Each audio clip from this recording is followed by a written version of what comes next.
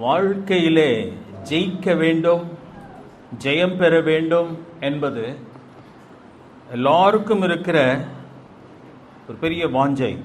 நான் தோற்று போகக்கூடாது, என் வாழ்க்கை வீணாய் போய்விடக்கூடாது என்று சொல்லி எல்லாருமே அஞ்சுகிறதுண்டு.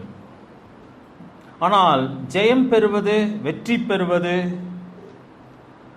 என்பது ஒரு சிலருக்கு மட்டும்தான் கொடுக்கப்பட்ட காரியம். செல்வந்தர்கள், அதிகாரம் உள்ளவர்கள், ஞானம் உள்ளவர்கள், பலன் உள்ளவர்களுக்கு அது சாத்தியம். ஆனால் எல்லாருக்கும் சாத்தியமா என்பது ஒரு கேள்விக்குறி உண்டு. ஆனால் வேதாகமத்திலே நாம் பார்க்கும் பொழுது, சங்கீதம் 18 சங்கீதக்காரன் சொல்லும் பொழுது இப்படியாக சொல்லுகிறார். சங்கீதம் 18 29வது வசனத்தை நான் வாசிக்கிறேன், கவனியுங்கள். சங்கீதம் 18:29. உம்மாலே நான் ஒரு சேனைக்குள் பாய்ந்து போவேன், என் தேவனாலே ஒரு மதிலை தாண்டுவேன். சங்கீதக்காரன் சொல்லுகிற காரியம் இது. 2 சாமுவேல் 22:30 இதே காரியத்தை வாசிக்கிறோம். உம்மாலே நான் ஒரு சேனைக்குள் பாய்ந்து போவேன், என் தேவனாலே ஒரு மதிலை தாண்டுவேன் என்று சொல்லுகிறார்.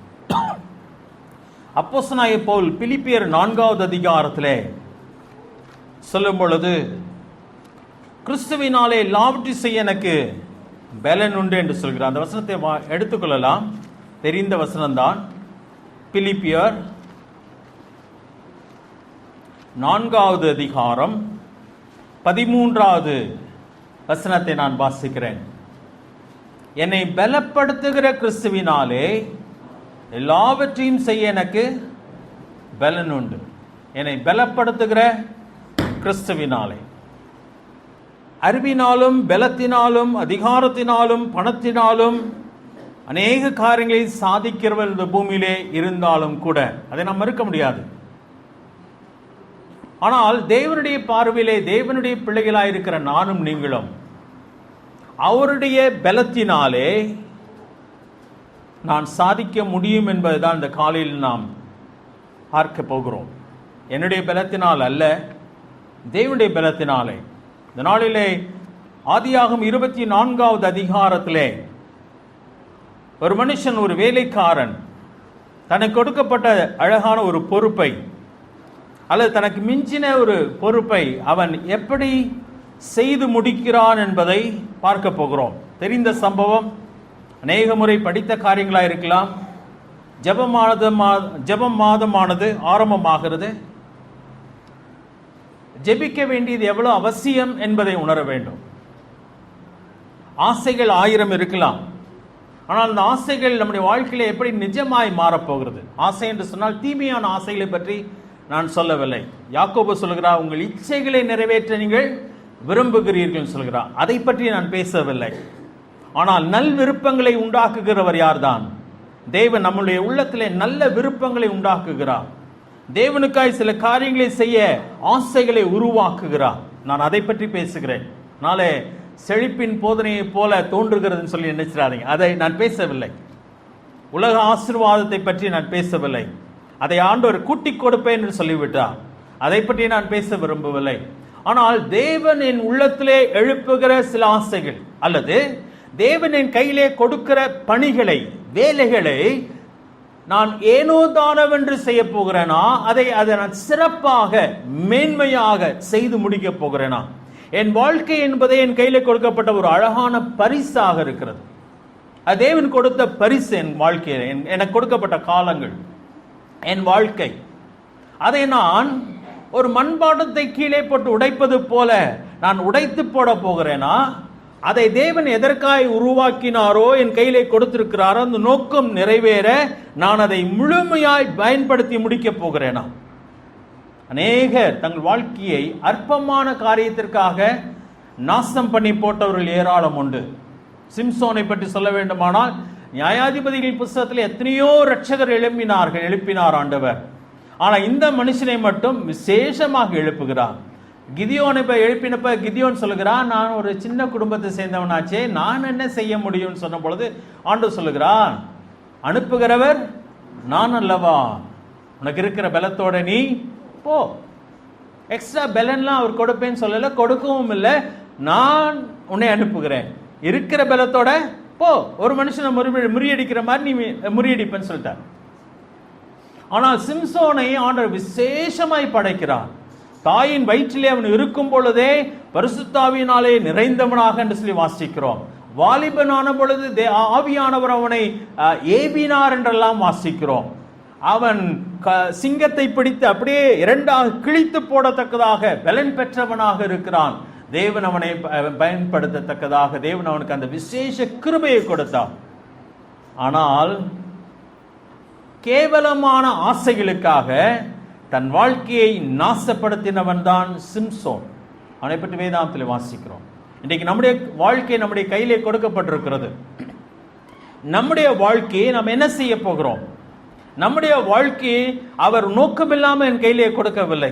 என்னை நோக்கமில்லாமல் இதுவரைக்கும் என்னை காக்கவும் இல்லை. ஒரு பெரிய நோக்கத்தோடு கூட என்னை காத்து வந்திருக்கிறார். அப்படியானால் என்னை கொண்டு செய்ய விரும்புகிற ஒரு காரியம் அவருக்கு இன்றைக்கும் இருக்கிறது. இந்த மரம் வேண்டான்னு சொல்லி நினைத்திருப்பார், ஆனால் என்றைக்கும் அதை எடுத்திருப்பார். ஆனால் இந்த மரம் இருக்கட்டும் என்று சொல்கிறது காரணம், என் வாழ்க்கையிலே தேவன் ஏதோ ஒன்றை எதிர்பார்க்கிறதுனால தான் இன்றைக்கும் என்னை வைத்திருக்கிறார். அப்படியானால் என்னுடைய ஆசை என்னவா இருக்க வேண்டும் என்று சொன்னால், நான் அதை செய்ய வேண்டும். அதான் தேவன் சில நேரத்தில் நம்முடைய வாழ்க்கையிலே கொடுக்கிற சில காரியங்களை சிலர் என்ன செய்கிறார்கள் என்று சொன்னால், அதெல்லாம் என்னால் செய்ய முடியாது அப்படி சொல்லிடுறாங்க. ஏசா அதுதான் செய்கிறான். அது எனக்கு தேவையில்லை, அது எனக்கு என்னத்திற்கு என்று சொல்லி அலட்சியம் பண்ணினான். தேவன் தன் கையில கொடுத்த அந்த பெரிய ஆசீர்வாதத்தை அலட்சியம் பண்ணினான். அற்பமான கூலை சாப்பிட்டுட்டு அவன் எந்திரிச்சு போய்விட்டான். எதை பற்றியுமே அவன் கவலைப்படல. அப்படி சிலர் இருக்கிறார்கள். எது என்ன வாழ்க்கை, அவன்லாம் எப்படி இருக்கிறான், அவனுக்கெல்லாம் கடவுள் என்னென்னமோ செஞ்சிருக்கிறான், எனக்கு என்ன செஞ்சிட்டாரு அப்படின்னு சொல்லி எதையாவது ஒன்றை சொல்லி தேவன் தன் கையிலே கொடுத்திருக்கிறதை அலட்சியம் பண்ணி அதெல்லாம் முடியாதுன்னு சொல்லிட்டு போய்க்கிறான். வேறு சிலர் ஓட ஆரம்பிக்கிறார்கள் ஆண்டவருக்காக, பாதியிலே அந்த ஓட்டத்தை விட்டு விடுகிறார்கள். சவுல் போன்ற மனிதர்கள், ராஜா சவுல் முதல் ராஜாவாக தெரிந்து கொள்ளப்பட்டவன், தேவனுக்காய் அழகா ஓட ஆரம்பித்தவன், பாதியிலே அவன் கவனம் என்ன பண்ணிருச்சு, சிதறி போயிற்று, வாழ்க்கையை வீணாக்கி போட்டான், முழுமையாய் ஓடி முடிக்கவில்லை. சில மனிதர்கள் அரைகுறையாய் செய்கிறவர்கள் உண்டு. ஏனோ தானவன் என்று சொல்லி வாழ்ந்து முடிக்கிறவர்கள் உண்டு. ஆண்டவருக்காக தன் வாழ்க்கையை பெஸ்டா செய்யணும்னு யோசிக்கிறது இல்லை, ஏனோ தானவன் சொல்லி அப்படியே செய்து போகிறவர்கள் நிறைய பேர் உண்டு. மிக அதிகமான மக்கள் உண்டு. சிலர் மட்டுமே தாங்கள் செய்கிறதை சிறப்பாய் செய்ய வேண்டும் என்று விரும்புகிற மனிதர்கள். என்னால் செய்ய முடியாதுன்னு சொல்லுகிறவன் ஒருவேளை அவன் யதார்த்தத்தை உண்மையை பேசுகிறவன் போல தோன்றுகிறான். ஆனால் இந்த காலையில் நான் பார்த்தது போல அந்த இடத்துல நீங்க கவனிச்சிருப்பீங்கன்னு நினைக்கிறேன், பைத்தியமானது தெரிந்து கொண்டார்ன்னு சொல்லப்பட்டிருக்கிறது. சரியா? எதற்காக தெரிந்து கொண்டார்? பைத்தியமானதை ஞானிகளை வெட்கப்படுத்த.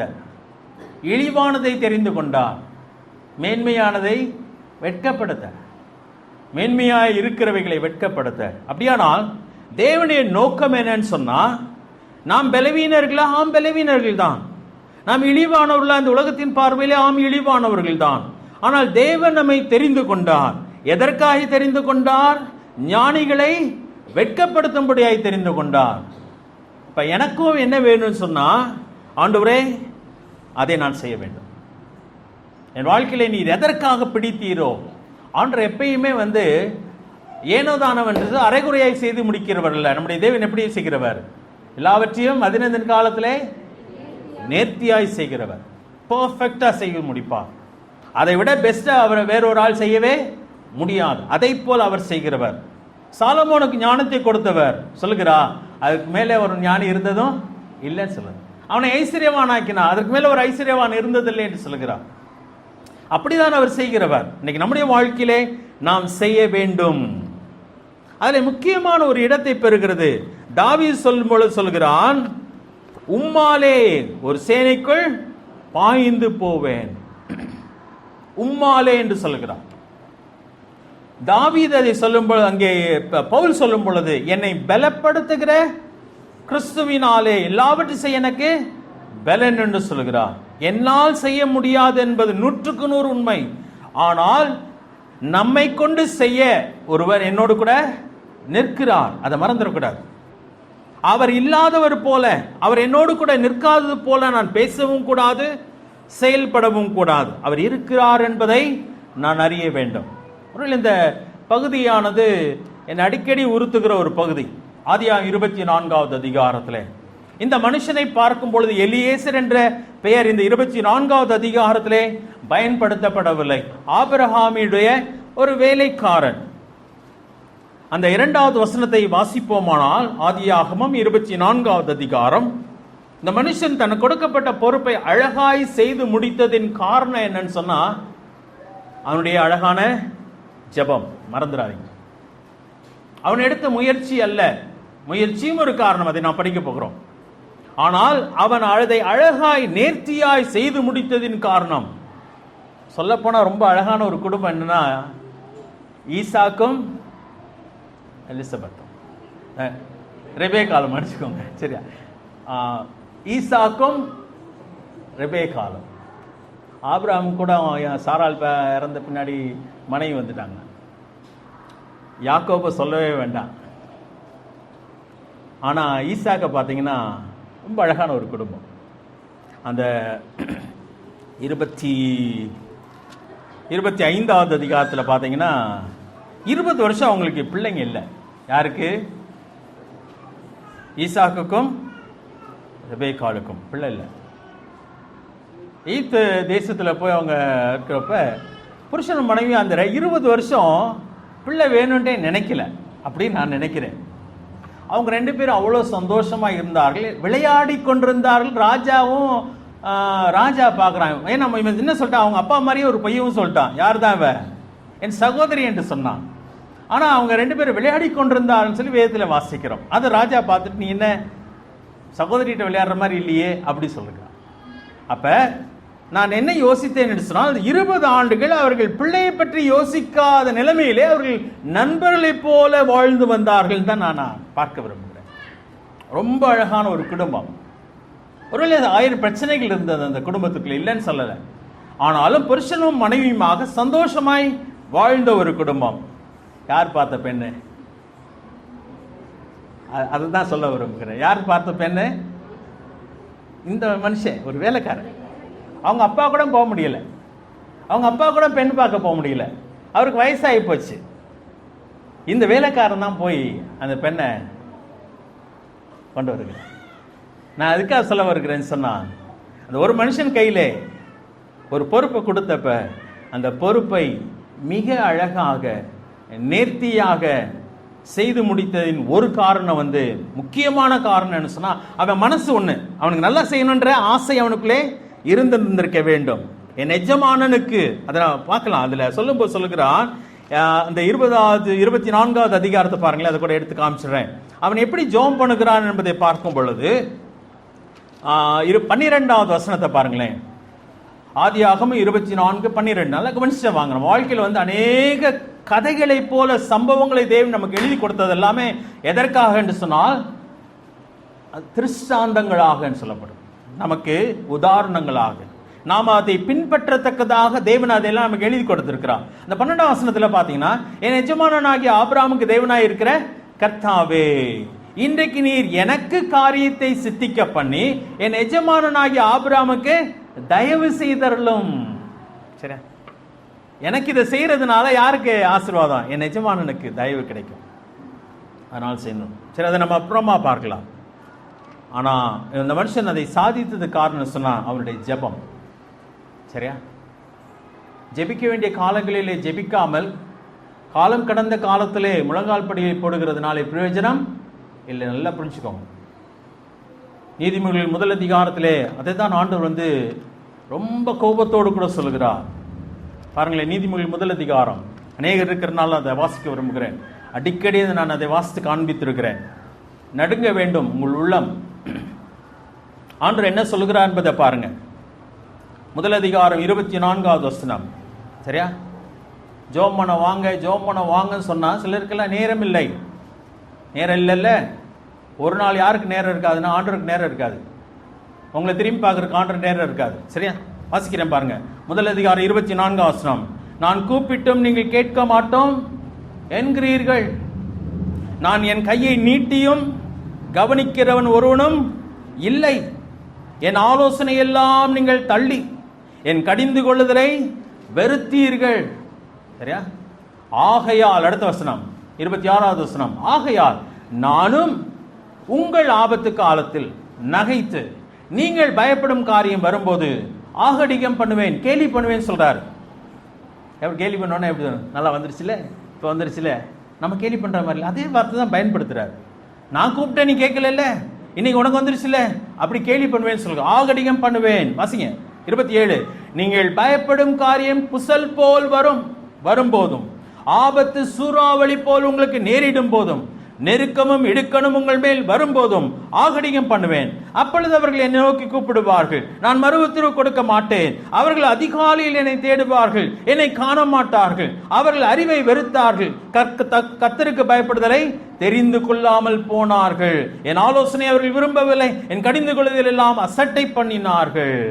ஆகையால் அவர்கள் தங்கள் வழியின் பலனை புசிப்பார்கள், தங்கள் யோசனையினால் திருப்தி அடைவார்கள். கொலை நடுங்கன்னு சொல்லுவாங்க. எல்லாத்துல பயமா இருக்கு. தோல்விக்கு அநேக காரணம் என்ன? தோல்விக்கு முக்கியமான காரணம் ஜெபிக்க வேண்டிய காலத்தில் நம்ம என்ன பண்ணல, ஜெபிக்கலைங்க. என்னை சேர்த்து தான் சொல்கிறேன். வாலிப பிள்ளைங்க பையங்க கல்யாணத்துக்கு பின்னாடி ரொம்ப கல்யாணத்துக்காக ஜெபிக்கிறத விட கல்யாணத்துக்கு முன்னாடி என்ன பண்ணுங்க, முழங்கால் பிடிப்படும். கல்யாணத்துக்கு முன்னாடி கண்ணீர் விட்டு ஜெபம் பண்ணி துணையை தெரிந்தெடுப்பீர்களானால் கல்யாணத்துக்கு பின்னாடி வேற எதுக்காகவாது ஜெபம் பண்ணலாம், மற்றவங்களுக்காக ஜெபம் பண்ணலாம். ஆனால் கல்யாணத்துக்கு முன்னாடி உங்களுக்காக ஜெபம் பண்ணாமல் நீங்கள் துணையை தெரிந்தெடுத்துட்டீங்கன்னா அப்புறம் உங்களுக்காக மட்டும்தான் நீங்கள் ஜெபம் பண்ண வேண்டியது வரும்.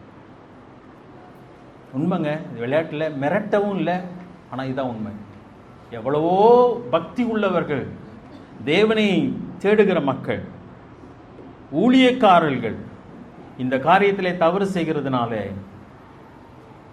அநேக நேரத்தில் அவங்க செய்ய வேண்டிய காரியத்தை என்ன பண்ண முடியல, செய்ய முடியாமல் போகிறது. ஒவ்வொரு சிறு காரியத்தான சொல்கிறார், உன் சுய புத்தியின் மேல் சாயாமல் என்று சொல்கிறார். வழிகளை கர்த்தருக்கு ஒப்புக்கொடு, வழிகளில் எல்லாம் என்னை நினைத்துக்கொள். கர்த்தர் உன் வழிகளை செபை பண்ணுவார். உனக்கு ஆண்டவர் எல்லா பாதையும் அழகா அவரை எல்லாம் போட்டு கொடுப்பாங்க. அதான் தேவன் சொல்லுகிற காரியம். இந்த ஒரு அற்பமான ஒரு வேலைக்காரன், சொல்லப்போன ஆபிரகாமின் அடிமை. ஆனா இந்த மனுஷனை பற்றி நாம் வாசிக்க வேண்டுமானால் அந்த அதிகாரத்திலே 15வது அதிகாரத்துக்கு வருவோமானால் ஆபிரகாம் இந்த மனுஷனை, இந்த பிள்ளையை பற்றி குறிப்பிடுகிறார். இவன் இந்த ஆபிரகாம் வீட்டிலேயே பிறந்த பிள்ளை. அதனால ஆபிரகாமை அறிந்தவன், ஆபிரகாம் தேவனே என்ன பண்ணிட்டான், அறிந்து கொண்டவன், ஜெபிக்கும் மனிதனாய் மாறுகிறான். எல்லாம் புரிஞ்சுக்கோங்க, ஜெபிக்கும் மனிதனாய் மாறுக. அந்த வசனத்தை வாசிக்கலாமா? 2வது வசனம் 15வது அதிகாரம், ஆதியாகமம் 15வது அதிகாரம். அதற்கு ஆபிரகாம், கர்த்தராகிய ஆண்டவரே, அடியேனுக்கு என்ன தருவீர்? நான் பிள்ளை இல்லாமல் இருக்கிறேனே. தமஸ்கு ஊரானாகிய இந்த எலியேசர் என் வீட்டு விசாரணைக்காரத்தனாய் இருக்கிறானே என்றான். பின்னும் ஆபிரகாம், தேவரீர் எனக்கு புத்திர சந்தானம் அருளவில்லை, இதோ என் வீட்டில் பிறந்த பிள்ளை எனக்கு சுதந்திரவாளியாய் இருக்கிறான் என்றான். அப்ப இந்த பிள்ளை எங்க பிறந்துச்சு? வீட்டில் பிறந்த, அப்ப அடிமைக்கு பிறந்த பிள்ளையா இருந்திருக்கலாம், இல்ல வேலைக்காரர்களுக்கு பிறந்த பிள்ளையா இருந்திருக்கலாம். ஒருவேளை இவனை தன் சொந்த பிள்ளையை போல வளர்க்கிறான், படிக்க வைத்திருக்கலாம். அதனால வீட்டு விசாரணைக்காரனாக மாறுகிறான். அவன் தன் பிள்ளையாக போலவே அவனை வளர்த்திருந்திருக்கலாம். அதனால்தான் அப்புறம் எனக்கு பிள்ளை இல்லை, இவனை நான் என்ன பண்ணிக்கிறேன், பிள்ளை எடுத்துக்கிறேன்னு சொல்லி கேட்கிறேன். இல்லைன்னு சொல்லிட்டார் ஆண்டவன். இல்லை, உன்னுடைய பிறப்பா இருக்கிறவனே சுதந்திரவாளின்னு சொல்கிறான். சாராள் பிள்ளை பெறுவாள்னு சொல்லி திட்டவட்டமாக ஆண்டு சொல்கிறான். இந்த மனுஷன் உண்மையுள்ளவனாகவே இருந்திருக்கிறான் ஆபிரகாமுக்கு. ஆபிரகாமுக்கு இப்பொழுது 100 வயதிலே பிள்ளை பிறக்கிறது. இப்பொழுது ஈசாக்கு பெண் பார்த்த பொழுது ஈசாக்கு என்ன வயது? 40 வயது. அப்ப ஆபிரகாமுக்கு என்ன வயது சொல்லுங்கப்பா? 140 வயது. 140 வயசு நான் யோசித்து பாருங்க. அவனுடைய 140 வயதிலே அவ்வளவு தூரம் பிரயாணம் பண்ணி போக அவன் துணியவில்லை. இன்னொரு காரணம் என்னவா இருந்திருக்கலாம் என்று சொல்லி நான் நினைக்கிறேன் என்று சொன்னால், தன் சொந்த ஊருக்கு திரும்பி போக அவன் விரும்பவில்லை. தேவன் தன்னை வைத்திருக்கிற இடத்திலே நான் இருக்க வேண்டும், பிள்ளையை மட்டும் எங்கிருந்து கொண்டு வர வேண்டும், அங்கே இருந்து கொண்டு வர வேண்டும் என்று சொல்லி ஆசையினால என்னவோ அவன் அந்த வேலைக்காரனை அவ்வளவாய் நம்பினபடினாலே அந்த வேலைக்காரன் என்ன பண்ணுகிறான்? போய் என் மகனுக்கு ஒரு பெண் பார்த்து கொண்டு வா என்று சொல்கிறான். வாசிக்கலாமா? சில வருஷங்களை வாசிப்போம். 24வது அதிகாரம் 2வது வசனம். அப்பொழுது ஆபிரகாம் தன் வீட்டில் உள்ளவர்களில் வயதில் மூத்தவனும் தனக்கு உண்டான எல்லாவற்றுக்கும் அதிகாரியுமாகிய தன் ஊழியக்காரனை நோக்கி, நான் குடியிருக்கிற கானானுடைய குமார்த்திகளில் நீ என் குமாரனுக்கு பெண் கொள்ளாமல் என்று சொல்கிறார். இவன் ஒரு வேலைக்காரன். சரியா? நான் ஏற்கனவே இதை ஆரம்பிக்கும் பொழுது நான் உங்களுக்கு சொன்ன ஒரு காரியம் என்ன சொன்னா, நானும் நீங்களும் தேவனுடைய ஊழியர்கள். முழு நேர ஊழியர்களா, பகுதி நேரம் அப்படிலாம் ஒண்ணுமே கிடையாதுங்க. சரியா? தேவன் நம்மை எதற்காக அழைச்சிருக்கிறார்? அவருடைய சித்தத்தை செய்ய அழைத்திருக்கிறார். பூமியிலே பரலோகத்திலே நம்முடைய சித்தம் செய்யப்படுவது போல பூமியிலே நம்முடைய சித்தம் செய்யப்படுவதாக. பரலோகத்திலே தேவ தூதர்களை கொண்டு செய்கிறார், பூமியிலே யாரை கொண்டு செய்கிறார்? தாம் தெரிந்து கொண்ட மனிதர்களை கொண்டு அவர் செய்கிறவராக இருக்கிறார். அப்ப நாம் எல்லாருமே அவருடைய ஊழியக்காரர்களாக இருக்கிறோம். அப்படி ஊழியக்காரர்களாக இருப்போமானா, மோசையை அழைக்கிறப்ப எப்படி அழைச்சார்னா, பார்வோனிடத்தில் அனுப்புவேன் வா அப்படி சொல்றார். என் பணியை நீ செய்யணும்னு சொல்கிறார். யோசுவா அடுத்து சொல்லும் பொழுது, நீதான் இந்த தேசத்தை இந்த ஜனங்களுக்கு என்ன பண்ணும்? பங்கிட வேண்டும் என்று சொல்கிறார். ஒவ்வொருவரையும் ஒவ்வொரு பணிக்காக அவர் அழைத்து கொண்டே இருக்கிறார். இன்றைக்கு நம்மையும் அவர் ஒரு நோக்கத்தோடு கூட அழைக்கிறவராக இருக்கிறார். அப்ப நமக்கு என்ன ஆசை வேணும்? அந்த பணியை நல்லா செய்யணும், சிறப்பாக செய்ய வேண்டும். எவ்வளவு நன்றாய் செய்ய முடியுமோ அவ்வளவு நன்றாய் செய்ய வேண்டும். அந்த ஆசை இருக்குமானால் அதை தேவன் விரும்புவாரா, விரும்ப மாட்டாரா? நீதிமொழிகள் 25வது அதிகாரம், நீதிமொழிகள் 25வது அதிகாரம் 13ஆம் வசனத்தை வாசிக்கிறேன். கோடை காலத்தில் உறைந்த மழையின் குளிர்ச்சி எப்படி இருக்கிறதோ அப்படியே உண்மையான ஸ்தானாபதியும் தன்னை அனுப்பினவனுக்கு இருப்பான். அவன் தன் எஜமான்களுடைய ஆத்துமாவை குளிர பண்ணுவான். என்ன கம்பேர்? நம்ம வெயில் காலத்தில் தான், மழை காலத்தில் இருக்கும் ஆக்சுவலாக.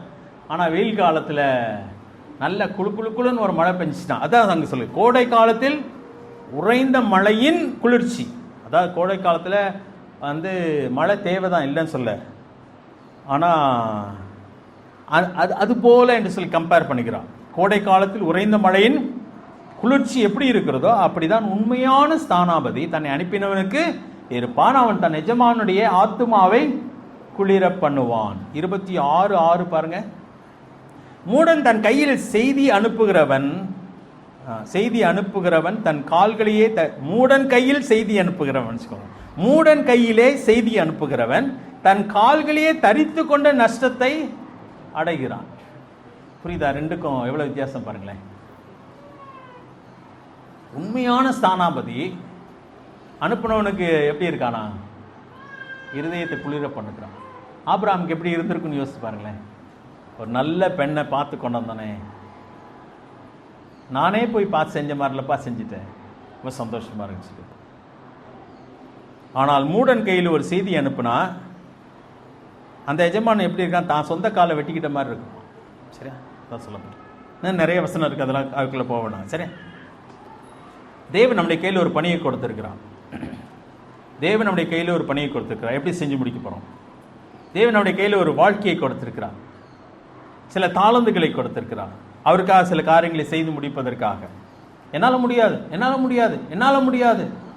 அப்படின்னு சொன்னா அது நியாயமானதில்லை. சரியா? அப்புறம் நீங்க வாழ்ந்ததுக்கு எதுக்காக நீங்க இருக்கணும்? உங்களுக்காக அவர் படைச்சிருக்கணும். சரியா? என்னை அவர் உருவாக்கி இருக்கிறார்னா அவருக்காக 4 காரியங்களை நான் செய்வதற்காக உருவாக்கப்பட்டிருக்கிறேன். அவரிடத்தில் போய் என்னால் முடியாது என்று சொன்னால் அது நியாயமானது அல்ல. அரைகுறையாய் செய்வேனே ஆனால் அவர் சொல்லுவார், உன்கிட்ட கொடுத்ததுக்கு நான் இன்னொருத்தண்ட கொடுத்திருக்கலாமே என்று சொல்லுவார். நான் சிறப்பாய் செய்ய வேண்டும், நான் அவருடைய வேலைக்காரனாக இருக்கிறேன். சரியா? இந்த மனுஷனிடத்தில் ஒரு வேலையை கொடுத்த உடனே நிறைய சவால்கள் கொடுக்கப்படுகிறது. 3ஆம் வசனத்தில் என்ன சவால் கொடுக்கப்படுகிறது? எங்க பெண்ணு பார்க்க கூடாதுன்னு சொல்லிட்டாரு. கண்டிஷன்ஸ் பாருங்க. எல்லா பணியிலையும் என்ன உண்டு? கண்டிஷன்ஸ் உண்டு. 3ஆம் வசனம் சொல்லுகிறார், கானானிய குமாரத்திகள் நீ என் குமாரனுக்கு பெண் கொள்ள கூடாது என்று சொல்லிட்டார். 4ஆம் வசனத்திலே, நீ என் தேசத்துக்கும் என் இனத்தார் இடத்திற்கும் போய் என் குமாரனாய் ஈசாக்கு பெண் கொள்வேன் என்று வானத்துக்கு தேவனும் பூமிக்கும் தேவனுமாகிய கர்த்தர் பேரில் எனக்கு ஆணையிட்டு கொடுக்கும்படி நீ உன் கையை என் தொடையின் கீழ் வை என்றான். இறுக்கமா பிடிக்கிறார். உன்னால முடிஞ்சா செஞ்சு முடிப்பான்னு சொல்லல. செஞ்சு முடிக்கலன்னா என்ன உண்டு? அது ஆணை வாங்குகிறான். அந்த நாட்களில் நம்ம சத்தியம் பண்ணுறேன் இன்றைக்கு சொல்கிறது மாதிரி, தலை மேலே வச்சு சத்தியம் பண்ணுறேன் நம்ம கலாச்சாரம் சொல்கிற மாதிரி, தாய் மேலே சத்தியம், என் பிள்ளை மேலே சத்தியம், ஏதோ ஒன்று சொல்கிற மாதிரி. சரியா? அங்கே ஆணை வாங்குகிறான். இன்னைக்கு சொல்கிற ஆணையெல்லாம் தண்ணி மேலே எழுதுகிற மாதிரி இருக்குது. ஆனால் அன்றைக்கு உண்மையாக செய்யலைன்னா அது மீறுது. அப்போ பயங்கரமான கண்டிஷன் வைக்கிறான். அந்த கண்டிஷன் 6ஆவது வசனத்தை பாருங்க. அதற்கு ஆபிரகாம், நீ என் குமாரனை மறுபடியும் அங்கே அழைத்து கொண்டு போகாதபடிக்கு எச்சரிக்கை. 3 காரியம் சொல்லிட்டார். கானான் தேசத்தில் பெண் கொள்ளக்கூடாது, என் ஊருக்கு போய் பெண் கொண்டு வர வேண்டும், என் மகனை அங்கே கூட்டிக் கொண்டு போகக்கூடாதுன்னு சொல்லிட்டார். எல்லாத்தையும் ஏற்றுக்கொண்ட வேலைக்காரன். ஒன்று, அவன் வேலைக்காரன், எஜமானுக்கு ஊழியம் செய்யவே கடமைப்பட்டவனாக அவன் இருக்கிறான். 2வது, எல்லா சவால்களையும் ஏற்றுக்கொண்ட ஒரு வேலைக்காரன். ஆண்டவர் போடுற கண்டிஷன்ஸ் எல்லாம் ஏற்றுக்கிற ஆயத்தமா என் வாழ்க்கையில்? யோவான் 21வது அதிகாரத்தில் ஆண்டு சொல்லும்போது பேதுரு சொல்ல, என்னிடத்தில் அன்பா இருக்கிறாயன்னு கேட்கிறான். அன்பா இருக்கிறான் 3 முறை கேட்கிறார். அன்பா இருக்கிறாயா? ஆமா ஆண்டவரே, நீங்க அறிஞ்சிருக்கிறீங்க. அப்பனா என்ன பண்ணணும்னு சொல்லிட்டாரு, என் ஆடுகளை மேய்ப்பாக மேய்ச்சிருவோம் அப்படி சொல்லியிருக்கலாம். ஆனால் எப்படி மேய்க்கணும் ஆண்டு சொல்லிட்டாரு பாருங்களேன். யோவான் 21வது அதிகாரம் எடுத்துக்கோங்களேன். யோவான் 21வது அதிகாரத்தில் ஆண்டு சொல்லுகிறார். 18ஆம் வசனத்தை வாசிக்கலாம். அதான் அங்கே கண்டிஷன். நீ எந்த வழியில் நடந்து போய் தான் என் ஆடுகளை மேய்க்க வேண்டும் என்பதை தெளிவாக சொல்லுகிறான். நீ இளவயதுள்ளவனாக இருந்த போது நீ உன்னை நீயே அரை கட்டி கொண்டு உனக்கு இஷ்டமான இடங்களில் நடந்து தெரிந்தாய். நீ முதிர் வயதுள்ளவனாகும் போது உன் கைகளை நீட்டுவாய், வேறொருவன் உன் அறையை கட்டி உனக்கு இஷ்டமில்லாத இடத்திற்கு உன்னை கூட்டிக் கொண்டு போவான் என்று மெய்யாகவே மெய்யாக உனக்கு சொல்லுகிறேன். இன்ன விதமான மரணத்தினாலே அவன் என்னை மெய்மைப்படுத்துகிறான் என்பதை குறிக்கும்படியாக இப்படி சொன்னான். அவர் அதை சொல்லிய பின்பு அவனை நோக்கி என்னை பின்பற்றி வா என்று சொன்னார். அப்படின்னா என்ன அர்த்தம்? இந்த கண்டிஷனை ஏற்றுக்கிட்டேன்னா என் பின்னாடி வா. ஓ இஷ்டமான இடத்துக்கெல்லாம் போய் என்னை பின்பற்ற முடியாது. நான் உன்னை கூட்டிக் கொண்டு போகிற இடத்துலலாம் நீ போய் என்ன பண்ண? என்னை பின்பற்ற வேண்டும். 18ஆம் வசனம் தான் சொல்ல, நீ இளவயதில் இருக்கிற, இஷ்டமான இடத்துக்கு போன, இஷ்டமான இடத்துக்கு வந்த, நீயே உன்னுடைய ஆடைகளை கட்டி கொண்டாய். ஒரு நாள் வரும் உன் கைகள் கட்டப்பட்டிருக்கும், உன் அறையை என்ன பண்ண விட நீ கட்ட முடியாது, வேறொருவன் உன்னை கட்டி விடுவான். உன் இஷ்டமான இடத்துக்கு இப்போ போற, அப்போ அவன் இஷ்டமான இடத்துக்கு உன்னை கூட்டிக் கொண்டு போவான் அப்படின்னு சொல்லிட்டு என்ன விதமான மரணத்தை சந்திக்க போகிறான் என்பதை மறைமுகமாய் சொல்லிவிட்டு 19ஆம் வசனம் கடைசியில் சொல்லுகிறார், இதை சொல்லிய பின்பு அவனை நோக்கி என்னை பின்பற்றி வா என்று சொன்னார். கண்டிஷன். பேதுரு எப்படி மரித்தார்? சரித்திரம் சொல்லுகிறது, பேதுரு தலைகீழாக சிலுவையிலே அறையப்பட்டு மரிக்கிறார். ஆண்டவருக்காக பாடுபட்ட ஒரு மனுஷன், சவால்களை எடுத்துக்கொள்ளக்கூடியவன் தான் ஒரு வேலைக்காரன். அநேக சவால்கள் உண்டுங்க. என்னை அழைத்தது போல உங்களை அழைப்பதில்லை, உங்களை அழைத்தது போல தேவன் என்னை அழைப்பதில்லை. எனக்கு வேறொரு திட்டம் வச்சிருக்கிறார், உங்களுக்கு வேறொரு திட்டம் வச்சிருக்கிறார். என்னோட உங்களை கம்பேர் பண்ண முடியாது, உங்களோட நான் என்ன கம்பேர் பண்ண முடியாது.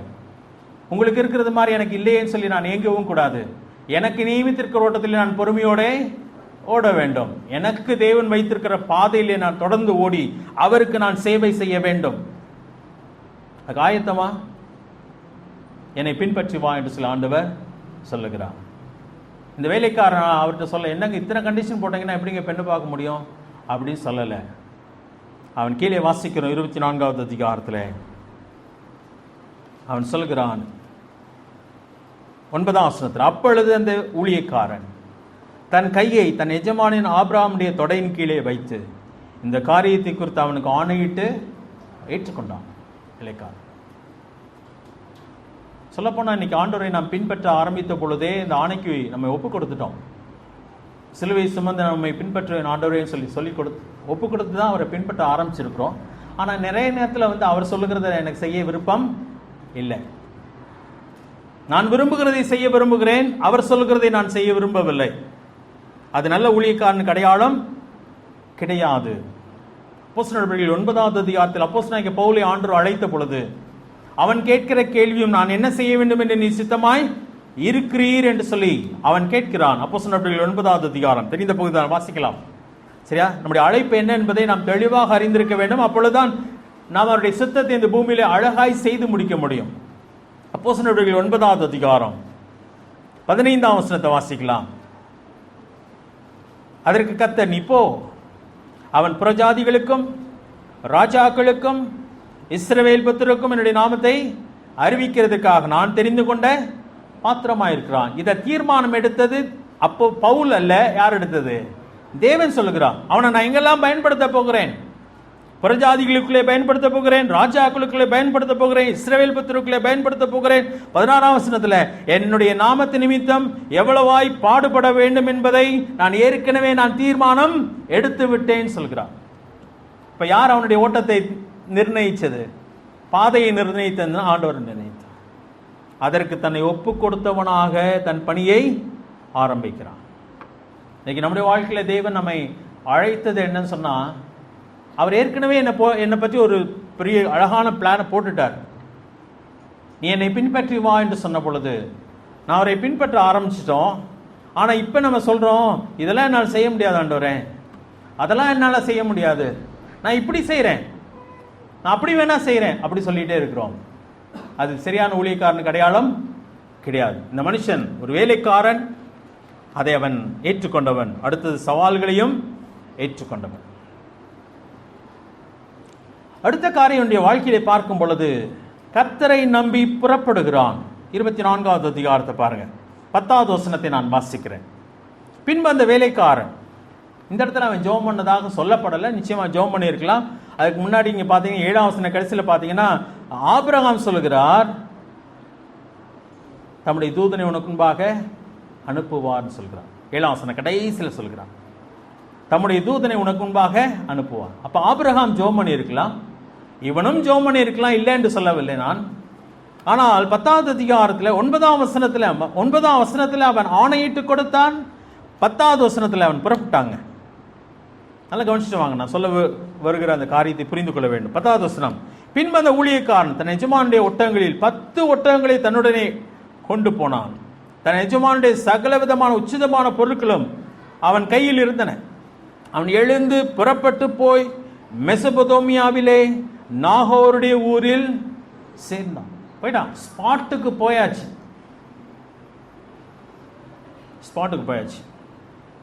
இவனுடைய எஜமானும் அதே மாதிரி தான் இல்லையா? 12வது அதிகாரத்தில் ஆண்டு சொல்லுகிறா, உன் வீட்டையும் உன் தேசத்தையும் உன் இனத்தையும் விட்டு புறப்பட்டு நான் காண்பிக்கிற ஒரு தேசத்துக்கு நீ போ.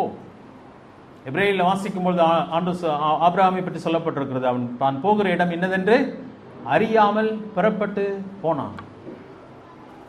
ஆபிரகாம் எப்பயுமே கீழ்ப்படிவதற்கு தன்னை தாமதிக்கவே இல்லை, புரிஞ்சு விளங்கி எல்லாம் செய்யல. ஆண்டவர் அழைச்சார், போய்விட்டான். போய் பலியிடுன்னு சொன்னாரு, நடந்துட்டான். மனைவிட்ட கூட சொல்லல. இங்கே அவனுடைய வேலைக்காரன் அதே போல என்ன பண்ணுகிறான்னு சொன்னான், புறப்பட்டான். அவன் பார்த்த ஊர் அல்ல, பார்க்காத ஊர், எங்கே போகணும்னு சொல்லி தெரியாது, ஆனால் அந்த ஊருக்கு போய் சேர்ந்து விட்டான். இயேசு கிறிஸ்துவும் பார்த்தீங்கன்னா கீழ்ப்படிதல் என்று சொன்னால் அதுதாங்க. பிதாவுடைய சித்தம் என்னது என்பதை அவர் அறிகிறார். பலிகளை நீர் விரும்பவில்லை, காணிக்கையை நீர் விரும்பவில்லை, இதோ எனக்கு ஒரு சரீரத்தை ஆயத்தம் பண்ணினீர், என்னை குறித்து புத்தக சுருளில் எழுதப்பட்டிருக்குன்னு சொல்லி எபிரேயரில் வாசிக்கிறோம். அதை இயேசு கிறிஸ்து அறிந்த மாத்திரத்தில் இதோ வருகிறேன் என்று சொல்லி அவர் வருகிறார். புறப்படுகிற தேவன். அவர் புறப்பட்ட பூமிக்கு வந்து தன் பணியை ஆரம்பிக்கிறார். கஷ்டமா இருந்திருக்குமா? இருந்திருக்காதா? நிச்சயமா இருந்திருக்கும். கீழ்ப்படிதல்னா அதான். அவர் சொல்லுகிற இடத்திலே போய் நிற்கிற ஒரு மனிதனாக இவன் காணப்படுகிறான். அற்புதமான ஒரு மனுஷன். நம்முடைய வாழ்க்கையில தேவன் அதான் எதிர்பார்க்கிறான். சரியா? அறகுறை மனசு இருக்கிறப்ப ஒரு மனுஷன் என்ன பண்ணுவான்னா, கேள்வி கேட்டுட்டே உட்காந்துருப்பான். நான் போகணுமா, நான் போவா, வேணாமா அப்படி சொல்லிட்டு. அது தேவன் எதிர்பார்க்கறது இல்லை. பீலேயாம் என்ன செஞ்சான்னா, போகணுன்னு அவனுக்கு ஆசை. ஆண்டவர் என்ன சொல்லிட்டாரு? போகாதன்னு சொல்லிட்டாரு.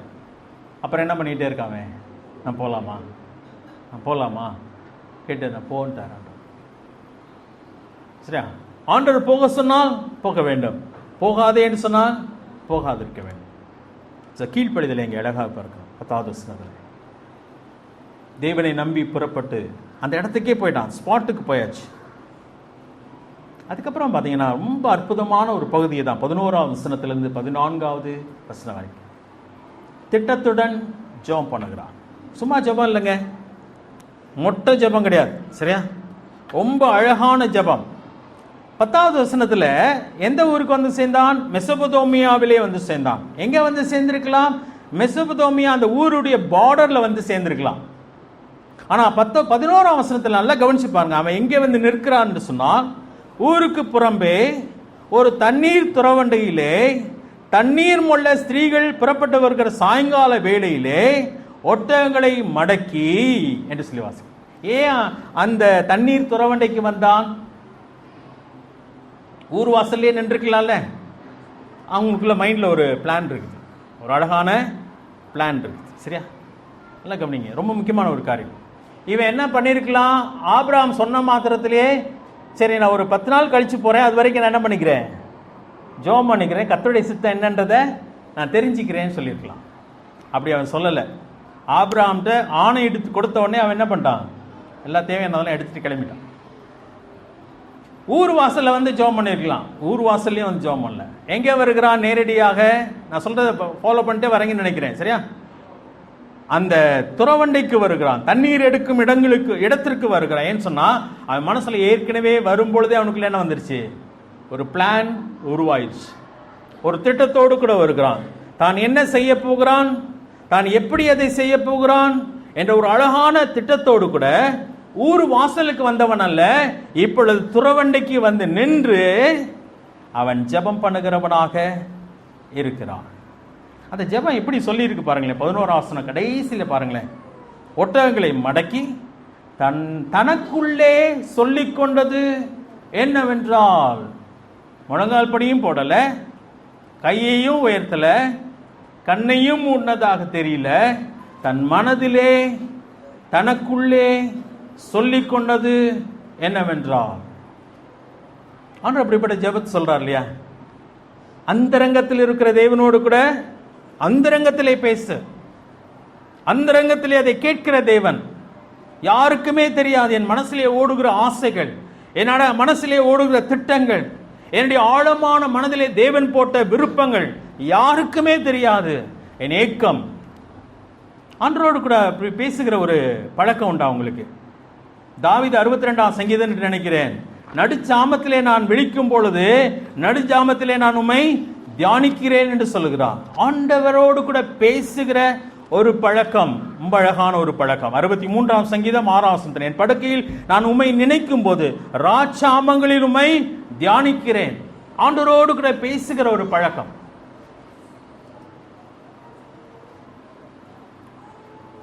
நெகேமியா புத்தகத்தை நீங்க வாசிக்கும் போது, நெகேமியா ராஜாவுக்கு முன்னாடி போய் நிற்கிறான். ராஜா கேட்கிறான், ஏன் முகம் துக்கமா இருக்குன்னு சொல்லி கேட்கிறான். நீங்க அந்த இடத்துல வாசித்தீங்கன்னா நெகேமியா தன் இருதயத்திலே கர்த்தரை நோக்கி கூப்பிட்டு பதில் சொல்றான். அந்த செகண்ட், அதெல்லாம் ஒரு சில நொடிகளுக்குள்ளே முடிகிற விஷயம். ஒவ்வொரு காரியத்தை நான் செய்யும் பொழுது என் சுயபத்தின் மேல் சாயாமல் கர்த்தரிடத்திலே நான் நம்பிக்கையாக இருக்க பழகிற ஒரு பழக்கம், அவரை நோக்கி கூப்பிடுகிற ஒரு பழக்கம். என் திட்டத்தின் மேலே எனக்கு நம்பிக்கை அல்ல, ஆனா எனக்கு ஒரு திட்டம் உண்டு.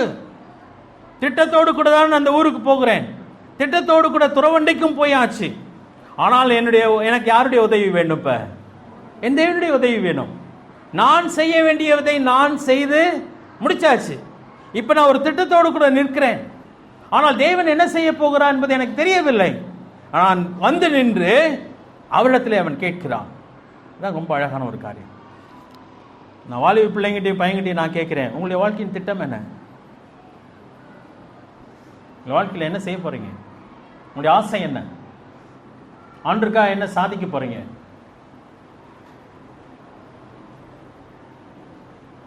சாலமோனுடைய வாழ்க்கையில் ஒரு ஏக்கர் இருந்துச்சு.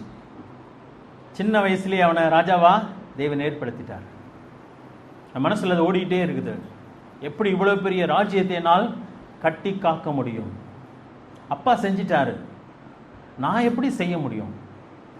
அப்பா சின்ன வயசுலேருந்தே அடிபட்டு வளர்ந்தவர், நான் அரண்மனையிலே வளர்ந்துட்டேன். எனக்கு இதெல்லாம் அனுபவம் இல்லையே, எப்படி கொண்டு வர போகிறேன்? ஆண்டவர் ஒரு நாள் வந்து கேட்டார், உனக்கு என்ன வேணும் சொல்லுன்னு சொல்லி கேட்டார். அவனுக்கு கிடைச்ச வாய்ப்பில் என்ன சொன்னான்? எனக்கு ஞானம் வேண்டாம், நீர் கொடுத்த பணியை செய்வதற்கான எனக்கு ஞானம் வேண்டும். என்ன ஆண்டவர்கிட்ட கேட்க போறீங்க? அற்பமான காரியத்தை தயவு செய்து கேட்டுறாதீங்க. கேவலமான காரியத்தை கேட்க வேண்டாம். ஆண்டவர் உங்களிடத்தில் அதான் எதிர்பார்க்கிறார். சாலமோனுடைய ஜெபம் கர்த்தருடைய பார்வையில் எப்படி இருந்துச்சுதான்? அருமையா இருந்துச்சு. அவருக்கே ரொம்ப சந்தோஷம். அவர் சொல்றாரு, நீ செல்வத்தை கேட்கல, நீ ஆயுசை கேட்கல, நீ ஞானத்தை கேட்டுட்ட. ஞானம் அவருக்குரியதுங்க, அவரிடத்தில் கேட்டோம். நம்முடைய ஜெபம் சரியானதாக இருக்க வேண்டும். அழகான ஒரு வாழ்க்கையை தேவன் கொடுத்திருக்கிறாரே உங்க கையில, அந்த வாழ்க்கையை வைத்து அவருக்கு என்ன செய்ய போகிறோம்? அவர் அதை கேட்கிறாருங்க. இன்றைக்கு கேட்கிறார் உங்களிடத்துல, என்ன செய்ய போற என்ற கேளுங்க, தயவுசெய்து கேளுங்க. வீணாக்கிறாதீங்க. வாழ்க்கையை வீணடித்து விட வேண்டாம். சரியா? யார்கிட்டயோ போய் கேட்காதீங்க. சரி, யார்கிட்டயோ போய் கேட்காதீங்க. அப்பா அம்மா கூட நமக்கு அதை கொடுக்கவே முடியாது. ஆனால் தேவன் அதை கொடுக்க முடியும். அந்த மனுஷன் அங்கே தன் மனதிலே சொல்லி கொண்டது. சத்தமாக கூட ஜெபம் பண்ணல, உபவாசம் இருந்தெல்லாம் ஜெபம் பண்ணல, மனசில் சொல்லுகிறான். என்ன சொல்கிறான்னு பார்க்கலாமா? 12 வசனம் ஏற்கனவே வாசிட்டோம். என் நிஜமானனாகிய ஆபிரகாமுக்கு தேவனாய் இருக்கிற கர்த்தாவே. அழகாக அட்ரஸ் பண்ணுறான். யார் இடத்துல அவன் ஜெபம் பண்ணுகிறான்? ஒருவேளை அவன் என் தேவனேன்னு சொல்லி அவனுக்கு சொல்ல முடியலையேன்னு சொன்னா அவன் ஒரு அடிமை. என் ஆபிரகாமுக்கு தான் தேவன் அவர், அதனால அவன் அப்படி அட்ரஸ் பண்ணுகிறான். ஆனால் இன்றைக்கு நம்முடைய ஆண்டவரை அப்பா பிதாவின்னு சொல்லி கூப்பிட நமக்கு புத்திர சுவிகாரத்தின் ஆவியை கொடுத்திருக்கிறான். நாம் மிகவும் நெருக்கமாய் கூப்பிடலாம். என் எஜமானனாகிய ஆபிரகாமுக்கு தேவனாயிருக்கிற கர்த்தாவே, இன்றைக்கு நீர் எனக்கு காரியம் சித்திக்க பண்ணி என் எஜமானனாகிய ஆபிரகாமுக்கு தயவு செய்தருளும். எனக்கு காரியம் சித்திக்க பண்ணி. என்ன காரியம் சித்திக்க பண்ணணும்? அதுதான் அடுத்த வசனத்தில் வருது. அதுதான் அடுத்த வசனத்தில். ஏன்னா அவனுக்குள்ளே ஒரு பிளான் இருக்கு. இப்ப சரியா? பிளான் இல்லாமல் ஜெபம் பண்ண போகாதீங்க, வேஸ்ட். ஆண்டவரே என்னை ஆசீர்வதியும், என் வீட்டை ஆசீர்வதியும், என்ன எல்லாரையும் என்ன ஆசீர்வதிக்கணும் உனக்கு? ஆண்டவர் தான் கேட்பார். என்ன ஆசீர்வதிக்கணும் தான் கேட்பார். நான் நிறைய தடவை சொல்லியிருக்கேன் இல்லையா? ஒரு அந்த 2 குருடர்கள் ஆண்டவரிடத்துல போய் என்ன கேட்டாங்க? தாவீதின் குமாரனே எங்களுக்கு இறங்கும், தாவீதின் குமாரனே எங்களுக்கு இறங்கும். ஓ, பலமா கத்துனாங்க. ஆண்டு வீட்டுக்குள்ள போயிட்டா, பின்னாடியே போயிட்டாங்க. உங்களுக்கு நான் என்ன செய்ய வேண்டும் என்று சுத்தமா இருக்கிறீங்க, நான் என்ன செய்யணும்னு நினைக்கிறீங்க அப்படி கேட்டார். ஆண்டுக்கு தெரியும், உங்களுக்கு கண்ணு தெரியாது, கண்ணுக்காக தான் கூப்பிடுறாங்கன்னு தெரியும். ஆனால் அவங்களை அறிக்கை செய்ய வைக்கிறார்.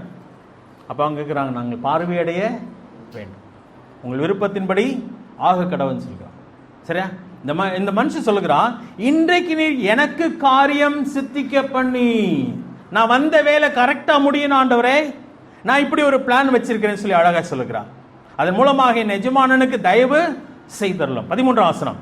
இதோ அவனுடைய பிளான் ஆண்டவர்கிட்ட சொல்லுகிறான். இதோ நான் இந்த தண்ணீர் துறவண்டியிலே நிற்கிறேன். இந்த ஊராருடைய பெண்கள் தண்ணீர் மொள்ள புறப்பட்டு வருவார்கள்.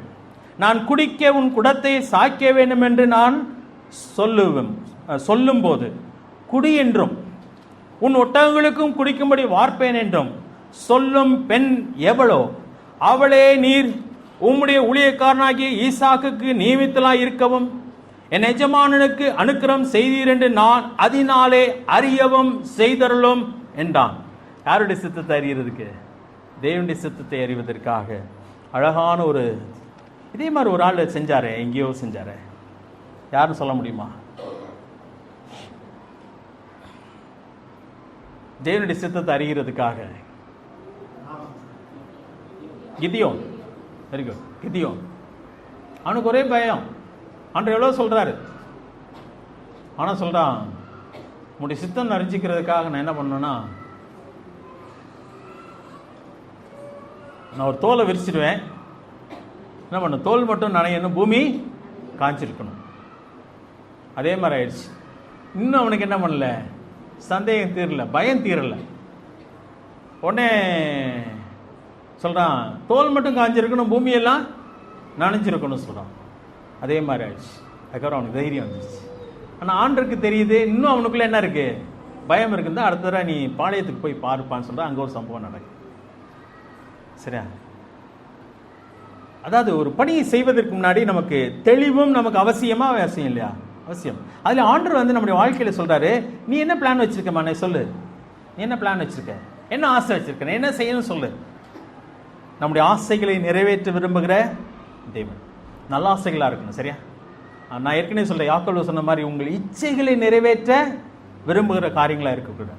தேவனுக்கு மகிமை உண்டாகும். இவனுடைய ஆசை என்ன, என் எஜமானனுக்கு தயவு செய்யப்பட வேண்டும், என் எஜமானன் விரும்பினது நடைபெற வேண்டும், நான் வந்த நோக்கம் நிறைவேற வேண்டும், அதற்காக இந்த காரியத்தை எனக்கு காட்டியிருளும். 14ஆம் வசனம் கடைசியில் சொல்லும், என் எஜமானுக்கு அனுக்கிரம் செய்தீர் என்று நான் அதனாலே அறியவும் செய்திருளும் என்று சொல்கிறேன். சரியா? நம்முடைய திட்டம் என்ன, நம்முடைய நோக்கம் என்ன? அன்னாள் அழகாய் தேவனிடத்திலே போகிறார். அன்னாள் திட்டம் போட்டாளா, தேவன் திட்டம் போட்டாரா? கொஞ்சம் சொல்லுங்களேன். என்னங்க பைபிளில் ஒன்றும் அப்படி சொல்லலையே. யார் போட்ட திட்டம்? அப்படிதான் இருக்கு இல்லையா? அன்னாள் தான் போய் ஆண்டோட்ட போய் எனக்கு ஒரு ஆம்பளை பிள்ளையை தாங்க, நான் திரும்பி தந்துடுவேன் அப்படின்னு சொல்லுகிறான். எத்தனையோ வருஷம் அப்படியே ஜெபம் பண்ணதே இல்லை. எத்தனையோ வருஷம் ஆலயத்துக்கு வந்திருக்கிறான். எத்தனையோ வருஷம் அதே இடத்துல நின்று அழுது இருந்திருப்பான். ஆனால் அந்த ஆண்டிலே தேவன் ஒரு நல் விருப்பத்தை அவள் மனதிலே, திட்டத்தை அவளுடைய மனதிலே போட்டு இப்படி கேள் என்று சொல்லுகிறார்.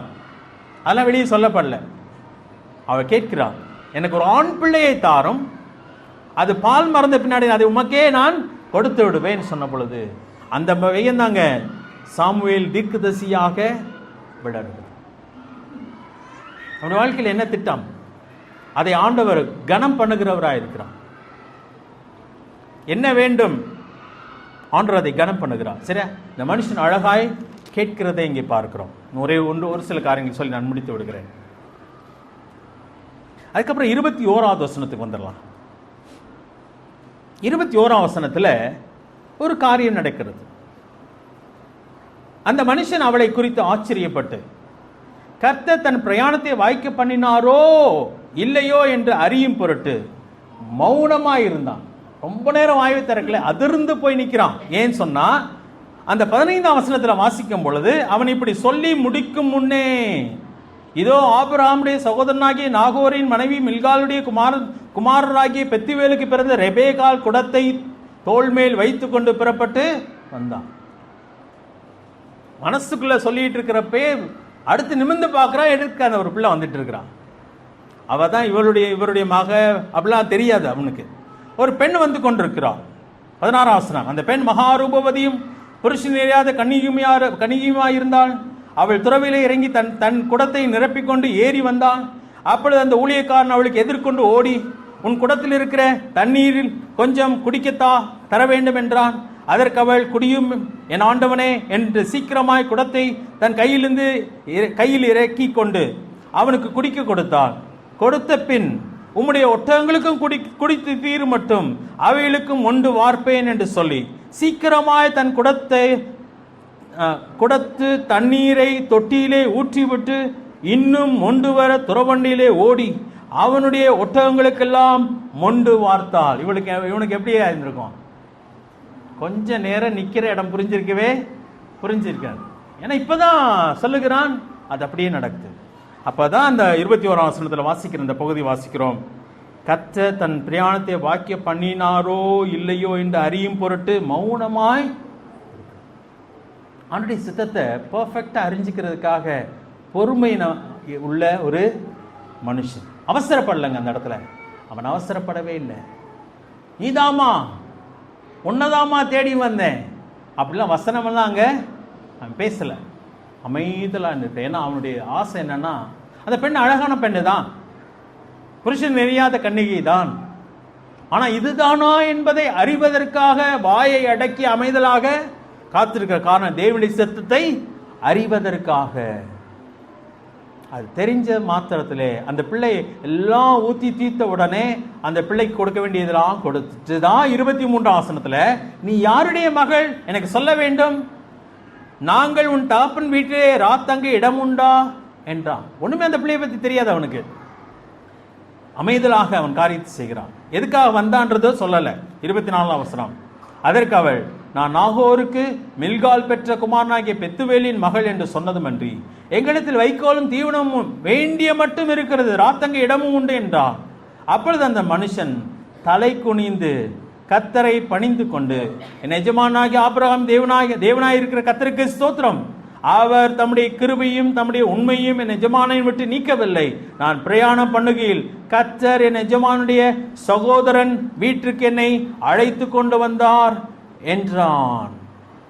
இன்னொரு இடத்துல சொல்லும்போது சொல்லுகிறான், என்னை நேர் வழியாய் நடத்தி கொண்டு வந்தார் சொல்லப்பட்டிருக்கிறது.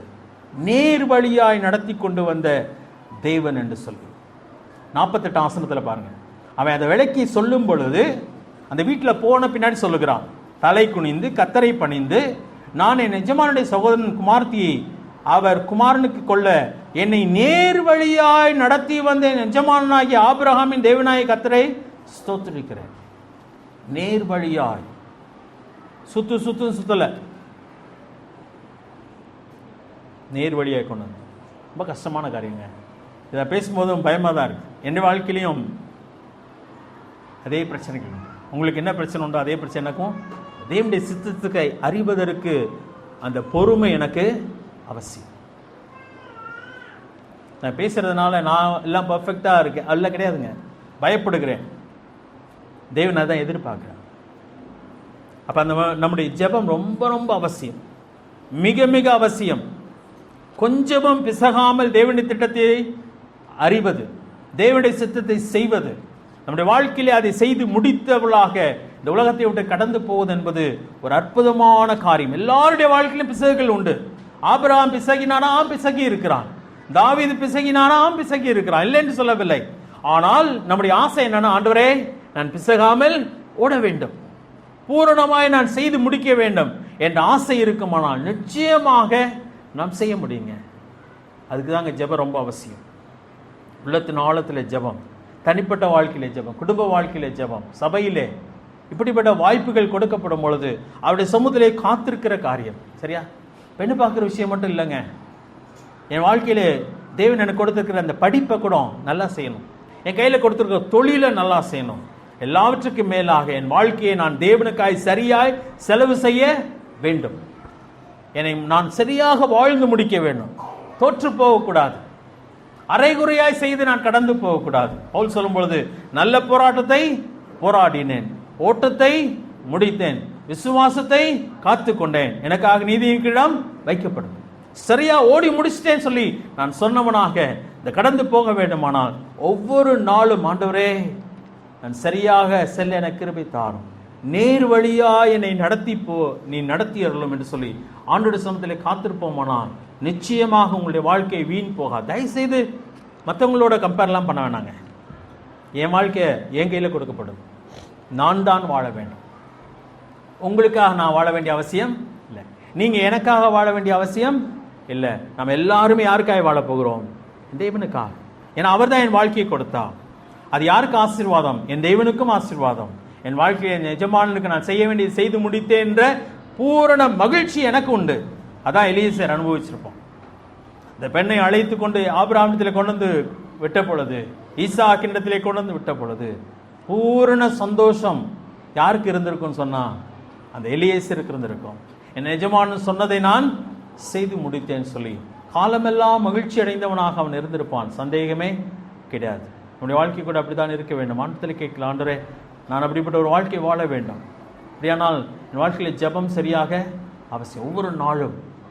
ஒவ்வொரு நாளும் வேறு சண்டை போடுறதுனால ஒரு பிரயோஜனமும் இல்லைங்க, போட்டி போடுறதுனால ஒரு பிரயோஜனம் இல்லை, பொறாமை போடுறதுனால ஒரு பிரயோஜனமும் இல்லை. என் வாழ்க்கையிலே நான் சரியாய் ஓடி முடிக்க வேண்டுமானால் என் தேவனுடைய கிருபை எனக்கு வேண்டும். ஆனால் என் கொடுக்கப்பட்ட வாழ்க்கையிலே நான் எதை சாதிக்க வரும், என் குடும்பம் ரட்சிக்கப்பட வேண்டுமானால் ஜெபம் அவசியம். என் பிள்ளைகள் சரியா நேர்வழியில் போக வேண்டுமானால் ஜெபம் அவசியம். என் வாழ்க்கையிலே நான் ஆண்டுக்காய் செய்ய வேண்டியதை நேர்த்தியாய் செய்து முடிக்க வேண்டுமானால் ஜெபம் அவசியம். நான் என் கையிலே ஆண்டு அந்த வாழ்க்கை கொடுத்துட்டார். எவ்வளவு சிறப்பாய் ஓட விரும்புகிறோம் அவ்வளவு சிறப்பாய் முடிக்க அவர் எனக்கு பலன் தருவான். என் சேனைக்குள் பாய்ந்து போவேன், மதிலை தாண்டுவேன் என்று சொல்கிறான். கிறிஸ்துவினாலே எல்லாவற்றையும் செய்ய எனக்கு பலன் என்று சொல்லி போல் சொல்கிறான். அந்த ஆசையை நம்முடைய மனதிலே வளர்த்துக் கொள்வோம். தேவனுக்காக பெரிய காரியங்களை செய்வோம். அதற்காக நாம் ஆண்டு சமத்திலே காத்திருக்க வேண்டும். தலைகளை தாழ்த்த ஒரு நிமிஷம் கண்களை மூடி இருக்கலாம். நம்முடைய வாழ்க்கையை குறித்து சற்று யோசித்து பார்க்கலாம். வேறு யாரை பற்றி யோசிக்க வேண்டாம், யாரை பற்றியும் தேவையில்லை. அழகான வாழ்க்கை உங்கள் கையிலே கொடுக்கப்பட்டிருக்கு. அது 5 தாலந்தாக இருக்கலாம், 2 தாலந்தாக இருக்கலாம், 1 தாலந்தாக இருக்கலாம். அது முக்கியமல்ல. எவ்வளவு கொடுத்திருக்கிறார் என்பது முக்கியமல்ல. ஆனால் உங்கள் கையிலே கொடுக்கப்பட்ட ஒரு வாழ்க்கை, அந்த வாழ்க்கையை கொண்டு என்ன செய்ய போகிறோம்? என் எஜமானனுக்காக செய்ய வேண்டிய காரியம் உண்டு. நான் வாழ வேண்டிய வாழ்க்கையை சரியாய் வாழ்ந்து முடிக்க என்னால் முடியாது. ஆனால் என் தேவன் எனக்கு ஒத்தாசைய கூட நிற்கிறார். ஆபிரகாம் சொல்கிறான், தேவன் தம்முடைய தூதனை உனக்கு முன்பாக அனுப்புவார் என்று சொல்லி. ஆம், நமக்கு உதவி செய்ய அவர் அருகிலே நிற்கிறார். உனக்கு என்ன வேண்டும் என்று சொல்லி கேட்கிறார். உன் திட்டம் என்ன என்று சொல்லி கேட்கிறார். நான் என்ன செய்ய வேண்டும் என்று சொல்லி நீ விரும்புகிறாய் என்று சொல்லி கேட்கிறார். ஆண்டவரே நான் பார்வை அடைய வேண்டும், ஆண்டவரே நான் சுத்தமாக வேண்டும், ஆண்டவரே என் பிள்ளை சாசி பிடித்திருக்கிறார். அநேக காரியங்களை ஆண்டவரிடத்திலே கேட்டார்கள். நாம் என்ன கேட்க போகிறோம்? நம்முடைய உள்ளத்தின் ஆழத்தில் இருக்கிற வாஞ்சை என்ன? அன்றே எங்கள் அப்பா அம்மா ரட்சிக்கப்பட வேண்டும். ஆண்டவரே ஆயிரக்கணக்கான ஆத்துமாக்களை நாம் மக்களாய் கொண்டு வர வேண்டும். என்ன ஆசை உங்களுக்கு இருக்கிறது? கேட்போமா? தேவன் அது செய்ய ஆயத்தமாக இருக்கிறார். எங்களை நேசிக்க நல்ல ஆண்டவரே, உடைய வார்த்தைகளுக்காக நேசிக்கிறோம். ஆகஸ்ட் மாதம் எங்களுக்கு இன்பதாக இருக்கிறது கர்த்தாவே. ஜெப மாதமாக நாங்கள் சில வருடங்களாகவே அதை செய்ய எங்களுக்கு கிருபை கொடுத்தீர்கள். நாங்கள் தேசத்துக்காக, உலகத்திற்காக, மற்றவர்களுக்காக ஜெபிக்கும் பொழுது எங்களுக்காகவுமே ஜெபிக்க கடமைப்பட்டவர்களாக இருக்கிறோம். எங்களை ஓட்டத்தை நாங்கள் சரியாக ஓடி முடிக்க வேண்டும். எங்கள் வாழ்க்கையை நாங்கள் நேர்த்தியாய் அதை வாழ்ந்து முடிக்க வேண்டும். உமக்காய் செய்ய வேண்டியதை நாங்கள் செய்து முடிக்க வேண்டும் ராஜா. அந்த ஏக்கத்தை எங்களுக்குள்ளே தாரும். இந்த உலகத்தின் அற்பமான காரியங்களை நாடி ஓடி ஆண்டவரே எங்கள் நாட்களை வீண்படுத்தி விடாதபடிக்கு எதற்காக பிடிக்கப்பட்டனோ அதை பிடித்துக்கொள்ள ஆசையாய் தொடர கிருபை தார் ராஜா. உடைய நாம மட்டும் மகிமைப்பட்டோம். பிள்ளைகளை ஒவ்வொருவருக்கும் அப்படிப்பட்ட வாஞ்சை நீர் கொடுக்க வேண்டுமாம் சில கெஞ்சி கேட்க. நாங்கள் இந்த பூமியிலே கண்ணை மூடுவதற்கு முன்பதாக செய்ய வேண்டிய எல்லாவற்றையும் செய்து முடித்து முடிய சமூகத்தில் வந்து தைரியமாய் காணப்பட கிருபை தான். இந்த வார்த்தைகளையும் தொடர்ந்து பிரயோஜனமாகட்டும். தேவனுடைய பிள்ளைகளுக்கு அப்படிப்பட்ட வாஞ்சியை தாரும். நாங்கள் ஒவ்வொருவரும் வெற்றி பெற்றவர்களாக இந்த பூமியிலே முடிக்க கிருபை தான். ஆசீர்வதிங்க, பலப்படுத்தும். எல்லாவற்றையும் மீட்பு ரட்சகருமாகி இயேசு கிறிஸ்துவின் நாமத்தில் கேட்கும் நல்ல பிதாவே.